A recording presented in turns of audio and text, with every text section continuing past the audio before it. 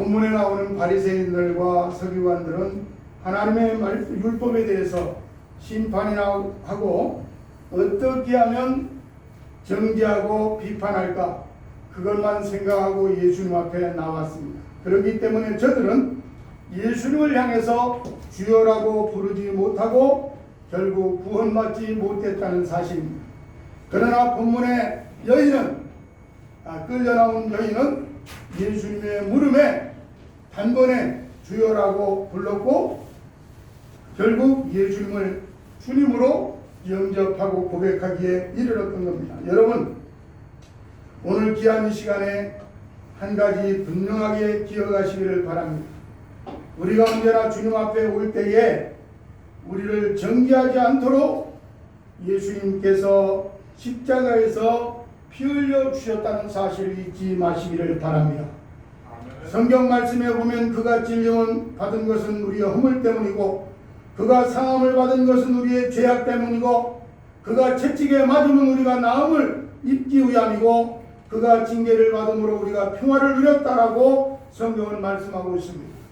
그리고 우리가 그릇 행하여 각기 제길로 갔지만 주님께서 친히 모든 우리의 죄악을 주님에게 담당시키셨음을 말씀하고 있습니다. 한마디로 주님이 십자가 상에서 저주를 받은 것은 저주 받을 만하니까 받은 것이 아니라 바로 우리의 모든 정죄를 내가 받아야 할 죄값을 주님이 대신 지신 것임을 잊지 말라는 것입니다. 그리고 실제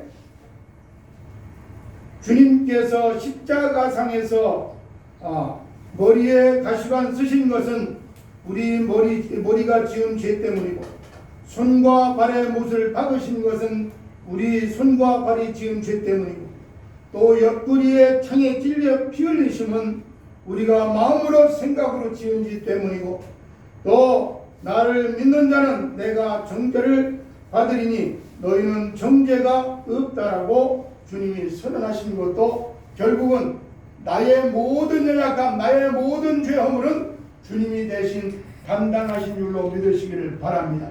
그래서 로마서 8장 1절에 보면 그리스도 예수 안에 있는 자에게는 결코 정죄함이 없나니 사망의 법에서 생명의 성령의 법으로 옮겨진 자라는 것을 말씀하고 있는 겁니다.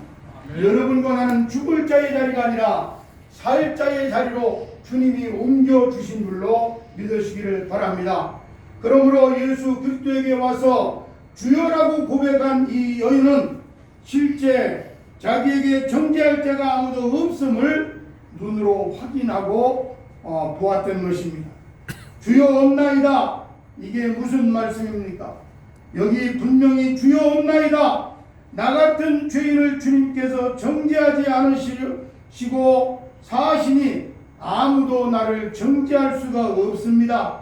주여 없나이다라고 하는 이 말씀에는 주님이 감당해 주신 것을 그 누구도 이의를 제기하거나 그도 엎어치게 할 수 있는 자가 이 땅에는 없다는 말입니다.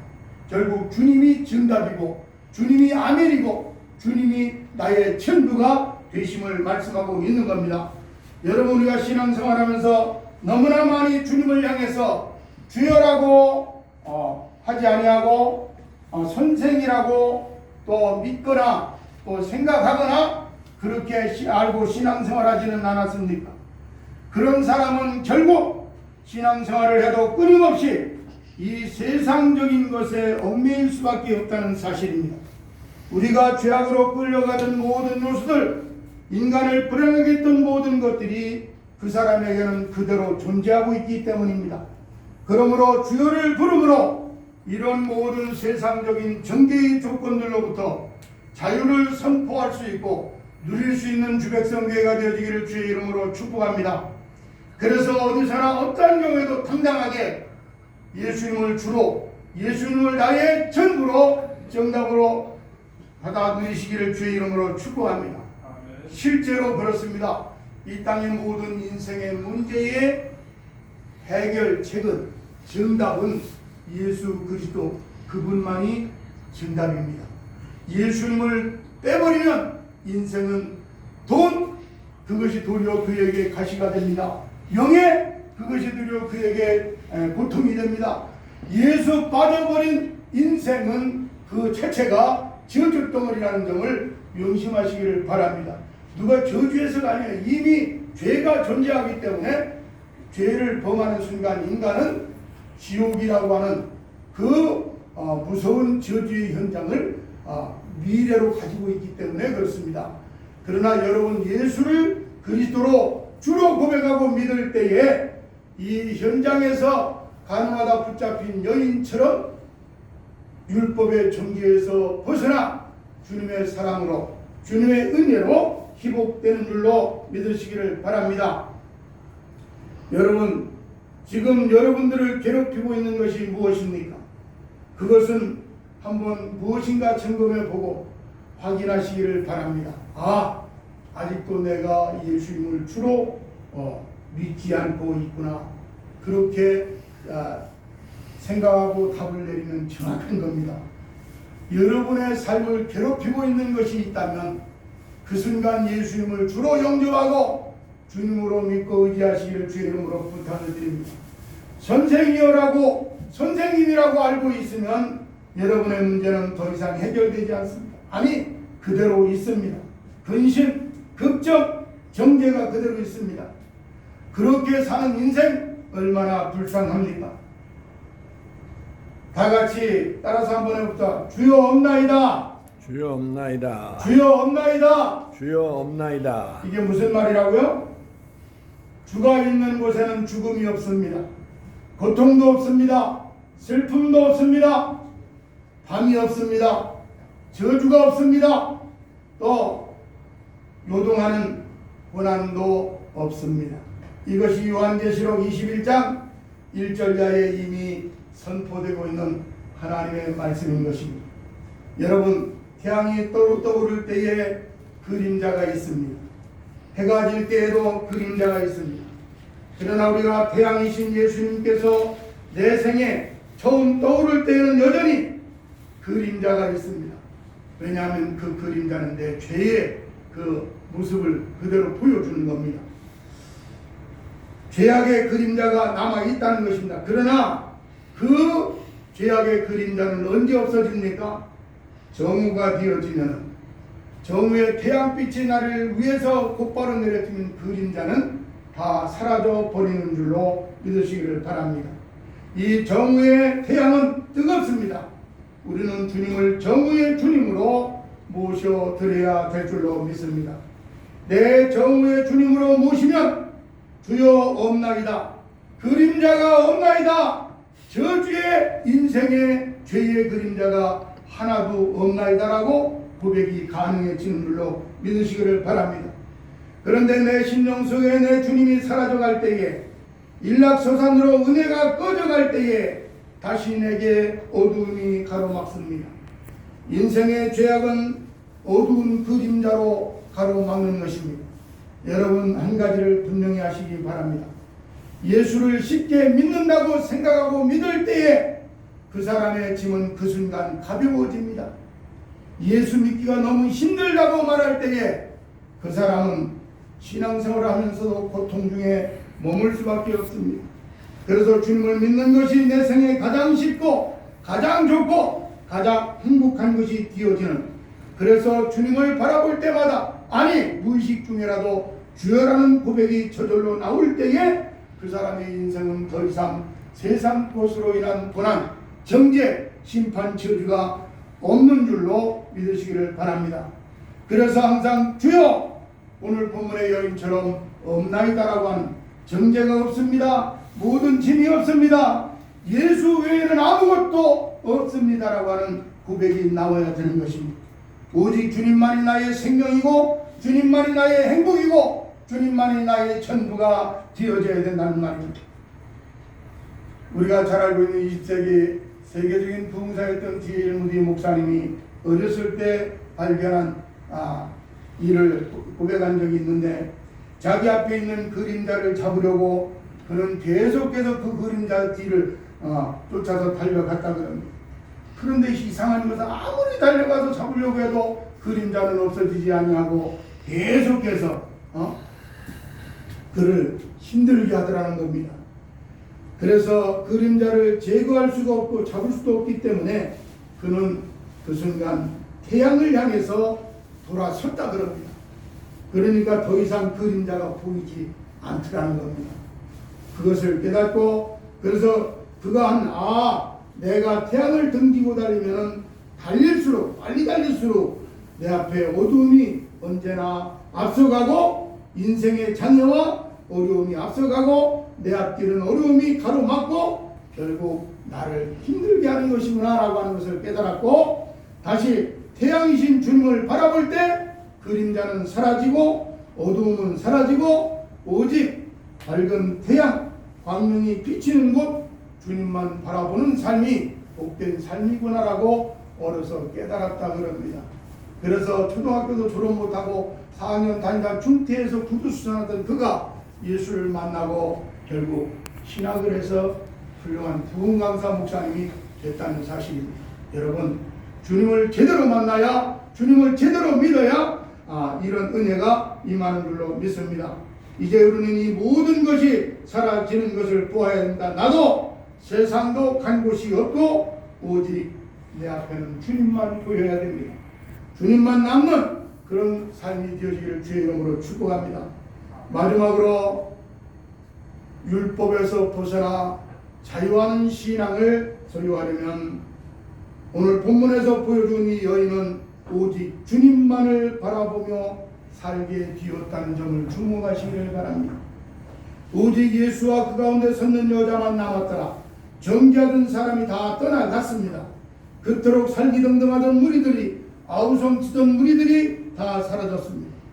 예수님은 이 여인에게 있어서는 생명의 의인 그 자체였습니다. 이제부터 이 여인은 사는 것이 예수님을 위해서 새로 시작하는 것이었습니다. 이제 이 여인은 예수님을 주여라고 부르면서 살게 되었다고 하는 것입니다. 이 여인은 인생의 시작이 주님으로 시작되고 인생의 과정이 주님으로 진행되어지고 인생의 마지막이 주님으로 마무리되어지는 한마디로 그의 생 전체가 인생 전체가 바로 주님의 것이 되어버렸다고 하는 것입니다. 사도 바울의 고백대로 사나 죽으나 내 몸에서 그리스도만 존귀케 되어진다면 살아도 좋고 죽어도 좋다고 하는 그런 신앙이 바로 이 여인의 신앙이 되어버렸다는 이야기입니다. 사도 바울이 다메섹 도상에서 만난 예수님은 그의 인생을 새롭게 출발하는 시발점이 되었습니다. 실제 사나 죽으나 예수로 그는 만족했고 예수로 모든 것을 감당했습니다. 그래서 그는 풍부에도 처하고 또 가난에도 처하고 여러 어떤 상황이 주어지더라도 그 주어지는 삶의 여정에 자족하는 만족하는 삶이 가능했습니다. 그러면서 그가 고백하는 것은 내가 그리스도 예수 안에서 무엇이든지 할 수 있다. 할렐루야. 주님이 주님으로 역사되어지는 삶은 무엇이든 가능한 삶인 줄로 믿으시기를 바랍니다. 실제 본문에 나오는 이 여인은 바로 용모가 달라지기 시작했습니다. 전에는 수많은 남성들을 유혹하려고 훌기던 눈이 주님만 바라보는 아름다운 눈으로 빛나기 시작했습니다. 돈에 팔려가던 그녀의 몸이 주님의 성결한 그러한 은혜를 힘입고 새롭게 바뀌어지고 가꾸어졌다는 말입니다. 골목길에 서성이면서 또 지나가는 사람들을 유혹하던 여인이 이제는 성전으로 달려가는 발걸음이 되었고 이 여인은 예수님의 아름다운 신부로 단장되어지는 그러한 여정의 시작이 되었습니다. 이 여인은 2000년 전의 여인이 아닙니다. 바로 이 여인은 바로 여러분과 나 우리들이라는 점을 주목하시기를 바랍니다. 우리들은 율법에 맞아 죽어야 할 여인들입니다. 그러나 예수 그리스도를 신랑으로 만난 신부들로 행복도 누려야 될 존재임을 믿으시기를 바랍니다. 로마서 7장 1절에서 4절에 보니까 교회는 미장원과 같다는 것입니다. 목사는 그 미장원의 미용사와 같다 그랬습니다. 신랑 대신 예수님을 위해서 아름답게 화장하는 것과 같습니다. 또 그런 측면에서 주님 앞에 설 때에 우리는 어떻게 될지 모릅니다. 말씀을 많이 들으면서 미용 마사지를 잘한 사람들, 이런 사람은 얼굴이 환해지고 신랑 되신 주님 앞에 아름답게 서게 될 것입니다. 요즘 여자들은 얼마나 화장을 많이 하는지, 어째서 영적인 화장에는 소홀한지 궁금하기 짝이 없습니다. 요즘 여자들이 미용하기 위해서, 마사지를 위해서 얼굴에다 오이도 붙이고 꿀도 바르고 또 계란도 바른다 그럽니다. 여러분, 오늘 이 성경 말씀을 통해서 끊임없이 영적인 마사지를 하는 성도로 거듭나시기를 바랍니다. 성령의 기름 부음을 받아서 우리의 티나 흠이 다 벗겨져 나가고 깨끗하게 용모를 단장해서 신랑 되신 주님 만날 때에는 신령한 위장원인 바로 교회에서 은혜를 듬뿍 받아서 말씀으로 충만한 그러한 은혜로운 모습, 예쁜 모습으로 주님 맞이할 수 있기를 바랍니다. 우리는 신령한 위장원인 교회에 자주 출입해야 됩니다. 그런 측면에서 그동안 우리는 3년 전에 코로나로 인해 가지고 예배를 못 드리게 할 때 주일날 예배만이라도 드리자 해서 주일날 예배만 드리면서 벌써 3년 세월이 지나갔습니다. 이제 모든 예배를 희곡할 때가 됐습니다. 새벽 예배도 할 겁니다. 오후 찬양 예배도 할 겁니다. 수요 예배도 하겠습니다. 여러분이 안 나오면 저 혼자라도 하겠습니다. 그렇게 하시고 다음 주부터 예배 참여할 수 있는 분들은 참여하시기를 바랍니다. 대신 제가 말씀을 잘 준비해서 여러분들 아름다운 신부로 화장을 잘 할 수 있도록 하겠습니다.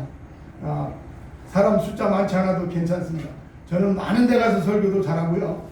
없으면 없는 대로 합니다. 그러니까 그렇게 하시고, 도리어 사람 많으면 뭐가 업이 되는지 사람들이 은혜롭게 잘한다 그래요. 잘하는지 저도 자신도 잘 모르겠지만 어떻든 여러분들이 주일 예배뿐만 아니라 수요일도 가능하면 새벽 예배도 나오시고, 그렇게 해서 다시 한번 부활주일을 기점으로 부활주일부터 한번 시작해 보겠습니다. 그러니까 부활주일부터 여러분들이 모든 것이 시작되어진, 다시 회복되어지는 그런 은혜의 시간이 되었으면 좋겠습니다. 그런 측면에서 주님 앞에 섰을 때 그래 너 참 잘 했다라고 주님으로부터 인정받는 여러분과 내가 되어져서 이제는 부끄러운 여인이 아니라 바로 이제 그 여인은 스스로 양심에 정죄할 자 아무도 없는 자유로운 여인으로 주님의 것으로 주님의 종으로 충성했던 그러한 것처럼 여러분과 나도 이제는 예수 그리스도 안에서 더 이상 정죄되지 않는 그러한 삶을 위해 무슨 문제를 만나더라도 예수님 앞에 끌려나오는 여러분과 내가 돼서 예배에 실패하지 않고 승리하기를 주님의 이름으로 축복합니다. 기도하겠습니다. 좋으신 아버지 하나님, 오늘도 말씀을 통해서 다시 한번 은혜 주시니 감사합니다. 현장에서 가늠하다가 붙들렸던 여인이 예수님 앞에 끌려오는 순간 죽는 줄 알았는데 주님을 만나니 다시 살고 영원히 사는 아름다운 여인이 되었습니다. 우리들도 이 여인과 같이 현장에서 가늠하는 율법의 저주 아래 있는 불쌍한 인생들을 주님께서 친히 불러주시고 이끌어 주셔서 은혜 안에 살게 해주시고 예배하는 백성으로 축복해 주시니 감사합니다. 주님 다시 오시는 그날까지 주님의 신부로 잘 단장해서 은혜가 성령이 말씀이 이끄는 대로 순종하는 저희들이 되게 도와 주시옵소서. 감사하며 예수님 이름으로 기도하옵나이다. 아멘.